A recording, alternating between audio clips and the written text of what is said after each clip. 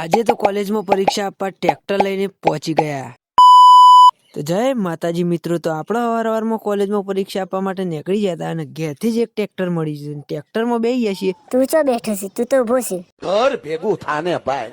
Sorry હો, my mistake. હવે બાઇકમાં બેસી જશે, બોલતા નહીં તો કોઈ. બાઇકમાં બેસીને આપણે આવી જાય સીધા બસ સ્ટેન્ડ. બસ સ્ટેન્ડથી આવી જાય સીધા બીજા બસ સ્ટેન્ડ. બસ સ્ટેન્ડ આવીને સીધા બેસી જાય ટ્રેક્ટરમાં. આ છે વાદળી ઘોડો, જેને આપણે લઈને જવાનું છે કોલેજમાં. બાકી આ સાઈડ પારખોનભાઈ, રતનભાઈ, હું અને ટ્રેક્ટરનો ડ્રાઈવર ને એના સિવાય એક બીજો ભાઈ, એમ કરીને 5 જણા ટ્રેક્ટરમાં બેસી ગયા હતા અને ટ્રેક્ટર લઈને રવાના થઈ ગયા હતા ખેરાલુ જવા માટે. રસ્તામાં પહોંચ્યા અને અમારો ઘોડો થઈ ગયો તરસ્યો. તે ઘોડાને પાઈ દીધું મિનરલ વોટર અને ઘોડાને મિનરલ વોટર પાઈને આપણે આવી ગયા સીધા કોલેજમાં. અને કોલેજમાં જોઈ લે આપણી પલટન આપણને હમું મળી જાય.